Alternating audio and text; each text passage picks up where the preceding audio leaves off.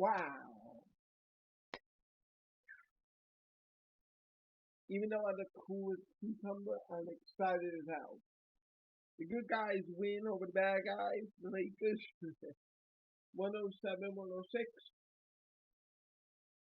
I thought it was a very good game for, Doc will say the same, for 3.5 quarters. For 36 or 48 minutes, you did well. Actually, no, for 40 or 48 minutes.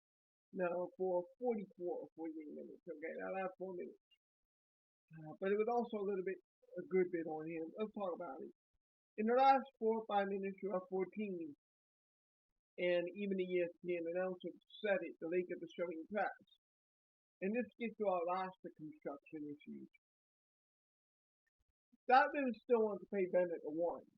Ben is not a traditional one, although he did a great job tonight. 10 assists, only one turnover, 17 points. You'll take that any time, but Ben is still not a traditional. I'm going to put the ball in his hand 90 feet to the rim, and I'm going to trust him in that position.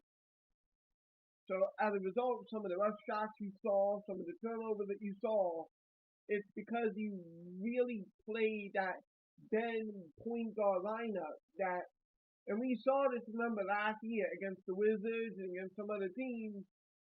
I mean, not to the same extent because back then the Peace Five were just fumbling the ball, but it was a very similar situation to what happened last year. However, unlike last year, and this is where I say it's on Doc, you had roster personnel to fix the problem, this particular issue. All you had to do, slide Ben over to the small forward and play a second guard. Get yourself another guard in the lineup so that you can run the offense in that 4 minute stretch. And that's why I'm upset with Doc, is that we could have avoided that. Just put another guard inside the lineup. I don't know why Doc is apprehensive about moving Ben to the forward spot. I don't know why. Why do they think that point guard is the best position? Now, Ben Simmons' game, it was a B plus to an A minus. For a lot of people, was it a 48-minute game? No. It was the closest that he's got into it, similar to the Detroit game, where for 2.5 quarters, you got best Ben, and for the large part of some of the second half and to the fourth, you didn't get Ben again. And, it's an even keel between scoring and distributing, and suddenly in terms of pushing the pace, he did his job. He had only one turnover. As long as he doesn't turn the ball over, I'm not going to complain about him being the third or fourth option lineup. It is what it is. He's never going to be at LeBron's level. Although he had some games early in his career where he was at that level. So it's not that he can't do it. Really, Ben's issue is he doesn't have a pull-up jump shot. He doesn't have a post game. He doesn't have really any half-court skill. Call it is. His game is basically run a straight line. If you're open in the corner, I'll pass in the corner. And a couple of times, and this is kind of what pisses people off, a couple of times you're running straight to the rim. You have a step on a guy. You should be taking this and dunking this or laying this up. But instead, you're just kicking it within, kicking it to whoever who misses a shot. So instead of, well, theoretically, he's shooting 60% at the rim. So what theoretically could have been an easy 2-point conversion then turns into a brick 3-pointer. And Ben has to realize, see, it's the same thing as rush for triple-doubles at this point. Yeah, you got a triple-double, but if he had, let's say, 6 or 7 assists and 27 points, maybe we're not in that predicament. Maybe we're able to maintain enough of the lead where it's a good game, we still win, but we're not in that situation where you almost blow it. So that's still the issue, and a large part of it to me, and why I've always been like put him at the 4 is just he doesn't have that dribble drive, he doesn't off the bounce. He's not a guard. He's run fast, gets a step, he'll either kick it to somebody, maybe he might be able to give it to Joel and Joel makes something happen. but he's just not a normal one guard.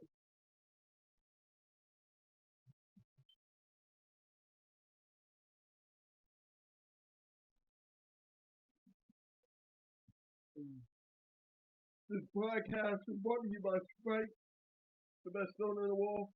And I know the Coca-Cola Company is not giving me an endorsement. Well, excuse me. Tobias Harris. Tobias Harris has been Mr. Reliable this season. Can I just say it like that? I said it really from the fifth game onward is that Tobias Harris had been he's been in that 2009 Orlando Magic Rashard Lewis role.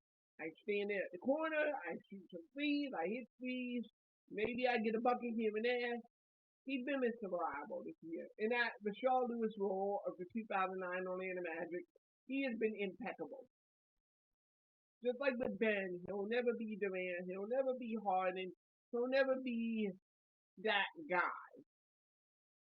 But he doesn't have to be that guy on this team. And yes, I wish the contract were different. I wish it were different, not because I am mad at him, but because if it were different, and it's the same thing with Ben. If this is who Ben's gonna be, he's not a $29 million guy. I'm sorry. He's not among the best players in the league. He's one of the most versatile players in the league. He's one of the most useful players in the league, but he's not at the Durant LeBron level, and I don't think he's ever going to be. For Ben Simmons to get to that level will require him adding skill to his athleticism that he just doesn't have. Now, I like the fact that he is a great defender, and you saw some Danny Green and Matee's five lineups, and until, this is funny, I was going to actually make this a point of emphasis until the Lakers, they really exploited the Schroeder Danny Green matchup, especially in the second half. But the Lakers, they're actually a very good matchup for us because Danny Green has been getting killed on screens all year, guys. We all know it. Everyone knows it. Hell, even Doris Burke said it. Oh, he's the slowest that he's ever been. Like, the dude pretty much is, and you saw that one shoulder got on Danny Green. That's another way you could have made an adjustment to save this game. Just switch Danny Green on to somebody else. Danny Green is just too slow, too laterally slow to guard virtually anybody. I would have put Danny Green on the big man at this point, given how much. Like, it's just a disaster. It's something that Daryl Morey has to address. You can't go. We're so close, guys. We're really close. We upgrade Danny Green, and we might just win a championship this year. That's how close we are. But Danny Green is he's the guy that should be coming off the bench. That's the best way I could put it. Off the bench, I don't mind Danny Green. Danny Green in 18 minutes, 20 minutes against second unit would be a valuable player to have at this stage of his career. But when we have him against regulars, or if you have him against a quick guard like Dennis Schroeder, and the Lakers know that, they had him last year, they know that's a matchup they can exploit. I'm just amazed that they didn't seem to exploit it until the second half, majorly in the fourth quarter. And they didn't even use the screens, which is, I'm going to show that video. I've been saying this for the last 4 or 5 videos. It's getting out definitely tomorrow. We're going to examine what happened in the 60-point Valley Beal game. And let's hope that Valley Beal becomes a Sixer somehow. But we're going to go over that so I can show, I'm sure everyone has seen, but just finite detail of why I think Danny Green belongs in the second unit.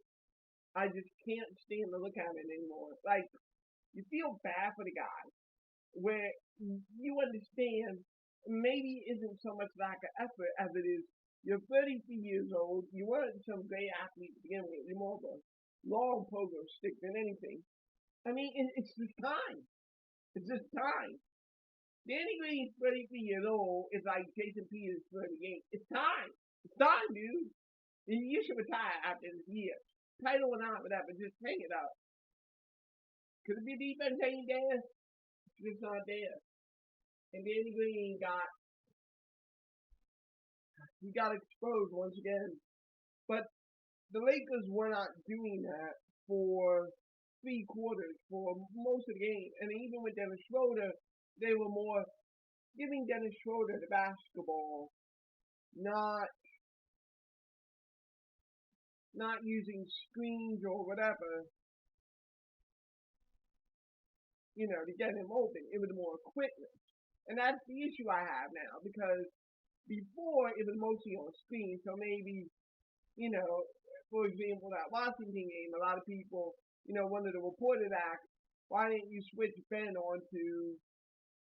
And then what happened, you saw what happened with Dennis Schroeder tonight. So the reporter who asked that question about the Bradley Beal scenario, what would have happened if you switched Danny Green on somebody?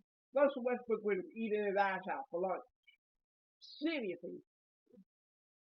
Danny Green would have gotten just obliterated by he would have gotten obliterated by Russell Westbrook as he was obliterated by Dennis Schroeder. And this game has shown just how much Doc can't rely on Danny Green. Not only can Danny Green not guard his position, he can't even guard a smaller guard now.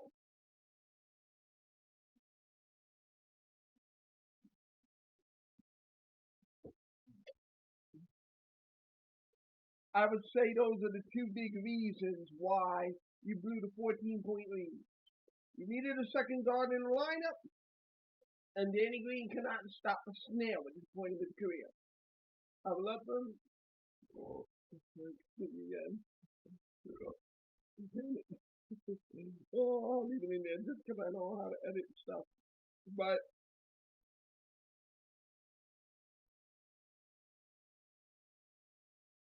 those are two reasons. You needed a second guard to relieve the pressure on the press, and Danny Green can't guard anybody at this stage. Spoke on Tobias Harris. He was incredibly awesome. Ben Simmons had a good game, not a great game, but a very good game. Joel, Hans, and Embiid. Yeah, Embiid, maybe his comments might draw a fine, maybe not, who cares? But he was totally right about something. Joel B said this. He said that if it were him having pushed LeBron James down, as LeBron James goes laterally,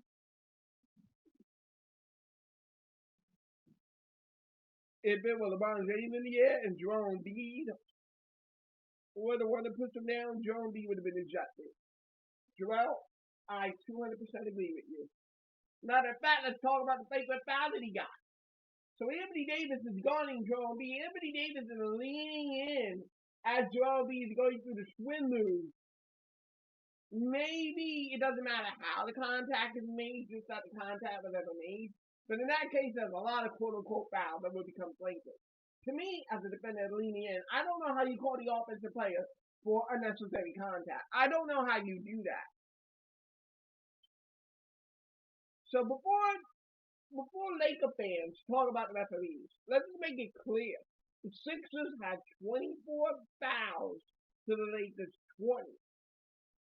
What? The Sixers got called for more fouls than the Lakers? Yeah. And the people good about even? Yeah. So as crappy as that game was, it was crappy on both sides. You got calls that you shouldn't have got. We got calls that we shouldn't have got. I can be fair and admit to that. Speaking of those 4 fouls, the Sixers have a backup center problem again. Dwight Howard, he had a great start of the year, and now just with the stretch, but he was unaffected by the stretch. He played throughout. He's been clear to go in every game this year. Dwight, what's up? Like this dude, I mean, even his fouls when he was like a 35, 38-minute player in the prime, wasn't it this extreme? How is Dwight getting himself into these situations where now it's like he's just this bigger Reggie Evans is what we can call it. He is now bigger Reggie Evans rather than the athletic 6'10" pogo stick that I used to remember him as. Anyone who watched prime Dwight Howard with the Atlanta Magic knew that he was an athletic specimen. And now Dwight is more brutally, muscly, sort of throwing his body around, getting that contact and getting fouls because of it. And in some nights when they're not called, he gets 10 rebounds in 15 minutes. Other nights like tonight, it's just a total liability. And, you know, Clipper fans kind of said this. Maybe this is sort of the story on Doc. Doc is more flexible than Brett, but there's still a little, like, make the adjustment. And Doc himself mentioned that, after the game to the Pistons. I would like to see him be more reflective. I think Doc, there's two different issues. When it came to the clown wasn't able to read the floor. I know Doc can read the floor because Doc read the floor in the season opener against Washington. He saw Washington kill Danny Green on these screens, and he'd be like, okay, no, that's it. You're out of here. So I know that Dr. Rivers has the ability to read the floor. I know he can manage the game. With Doc, it's more of a, it's true. This criticism has been true. 20 games in Doc, I see it. They're right about it. Doc likes favorites. A lot of coaches do, so you're going to have that with most coaches. But in Doc's case, it's more of a, once I set my rotation, it's hard to really get me out of it, even if the situation changes. Which kind of upsets me in the sense that the coronavirus was an unintended interference, but once it interfered and once some of the guys started playing well, for me, the rotation changed. Like, sorry, Corky, although Corky gave you big, small minutes when it counted tonight, hit a couple of clutch threes in the 1-point game as it turned out, he needed every bit of it. He's still a turtle defensively, although he gave some effort. But still, Furkan, I actually think this is the least amount of minutes that Furkan has played. Let me get it up.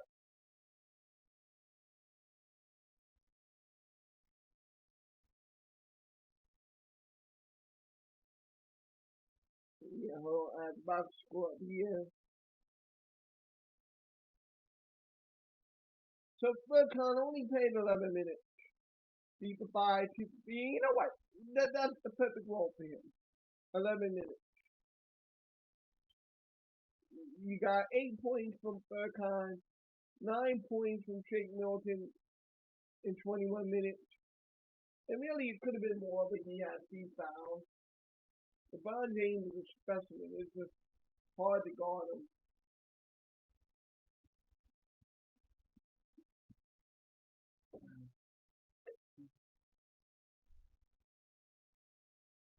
But you know what? As much as Danny Green struggled on the defensive end, one benefit to his inability to play defense, it also means he doesn't get called for fouls. So you're able to get 36 minutes out of the guy, 4 for 9 for 3, 14 points. And again, you need every bit of that. But in my honest opinion, you turn Danny Green's 36 when you make it into 20, and you can give Shake Milton 8 of those 20 minutes and Tyrese Maxey 12. So you bump Tyrese Maxey to 18, 20 minutes a game. And that's really what was the strength of your team early on. Your three-headed machine of Chubb Curry, Tyrese Maxey, and Shake Milton. You got to get all three of them at least 20 minutes a night.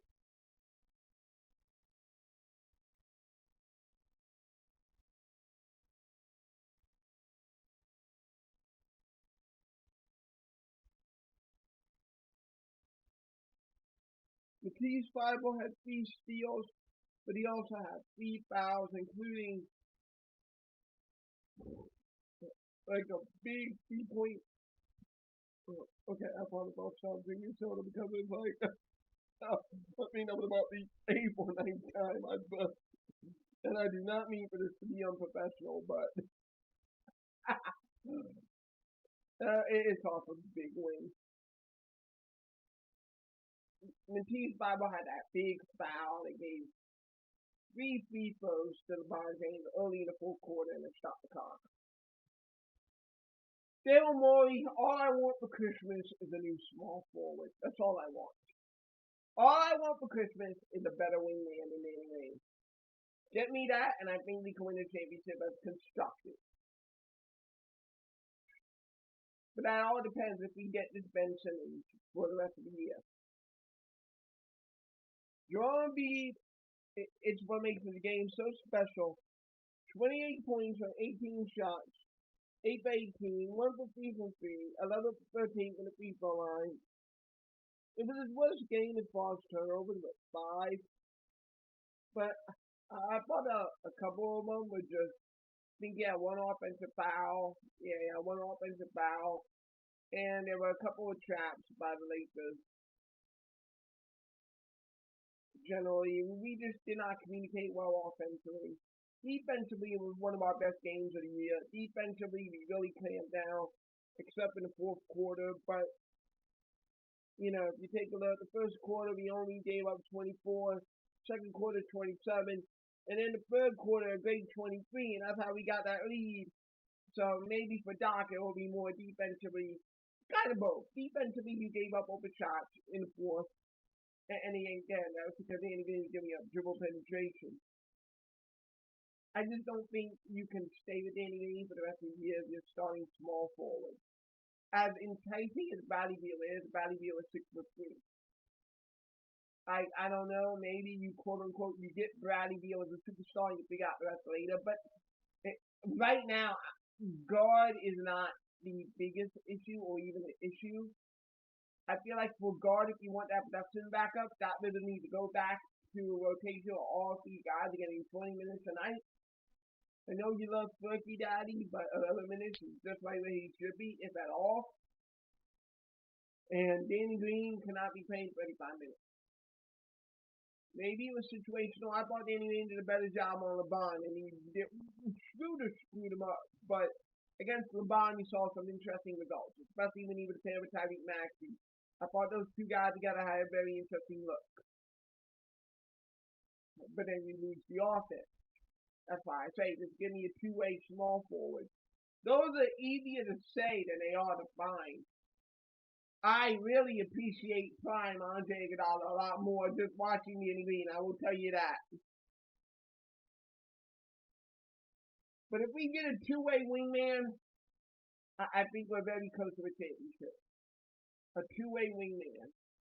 Too bad that the only thing available, or rumoredly available, be it Levine, be it Beal, they're all guards. I need a forward. I need a 6'8", 6'6", dude. I need someone that I can rely on, so that Ben Simmons doesn't have to always draw the primary defensive player. That might help out his offense in one way too. If you could get someone other than Ben on the perimeter, and that's where Jimmy Butler really helped out. We still miss Jimmy Butler. That's what this comes down to. That missing piece was because some idiot head coach had an ego trip.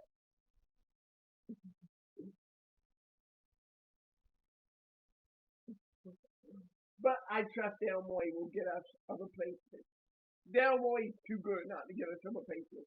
Daryl Morey, I'm sure there's some analytical number that will show you your small forward position is struggling. So I do think Daryl Morey will come through and help shore up this perimeter defense. And when he does, we are going to win the championship this year. Yeah, I am on YouTube. I am putting myself out there. I'm taking the Sixers will win an NBA championship this year.